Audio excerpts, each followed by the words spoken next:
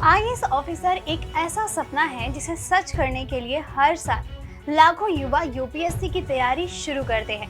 कई एस्पिरेंट्स तो अपने स्कूल के दिनों से ही इस परीक्षा में सफल होने का सपना लिए तैयारी करते हैं। लेकिन स्कूल से ही देश की सबसे बड़ी और मुश्किल परीक्षा की तैयारी करना बच्चों के लिए नुकसान भी होता है।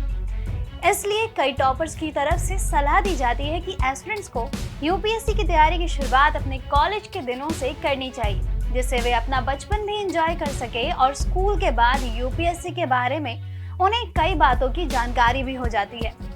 अब सवाल ये आता है कि आखिर कॉलेज के साथ यूपीएससी की तैयारी शुरू कैसे करें। अगर आप भी इस सवाल का जवाब जानना चाहते हैं तो हमारी आज की वीडियो पूरी जरूर देखें। नंबर 1, एनसीईआरटी की किताबें पढ़ें।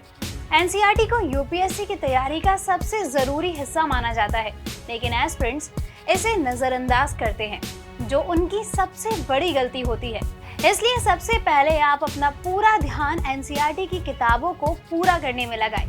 कॉलेज के शुरुआती दिनों में ज्यादा पढ़ाई नहीं होती, तो आप ज्यादा ध्यान इस समय एनसीईआरटी पर दे सकते हैं।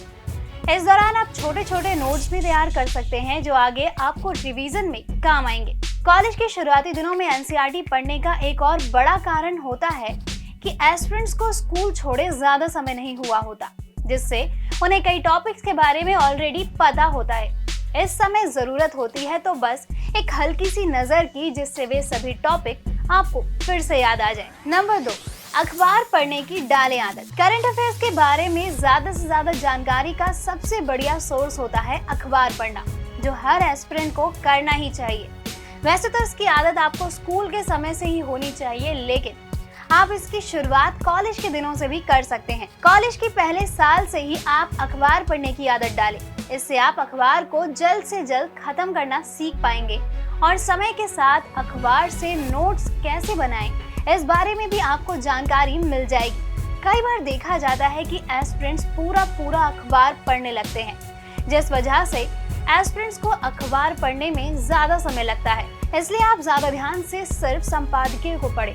इसमें आपको देश विदेश में होने वाली हर घटना के बारे में पता चल सकेगा। नंबर 3, वैकल्पिक विषय के लिए सही समय। यूपीएससी मेंस में अच्छे अंक हासिल करने हैं तो आपको अपने लिए एक अच्छा वैकल्पिक विषय चुनना पड़ेगा।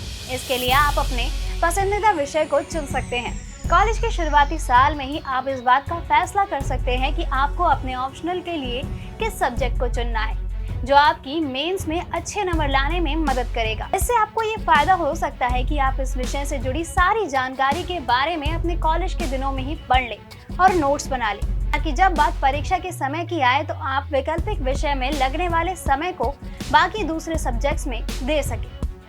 नंबर 4, उत्तर लेखन पर पकड़ मजबूत करें। कॉलेज के साथ यूपीएससी की तैयारी करने का सबसे बड़ा फायदा है कि आप अपने उत्तर लेखन की तैयारी अच्छे से कर सकते हैं। इस दौरान आप कई नई चीजों को सीखते हैं।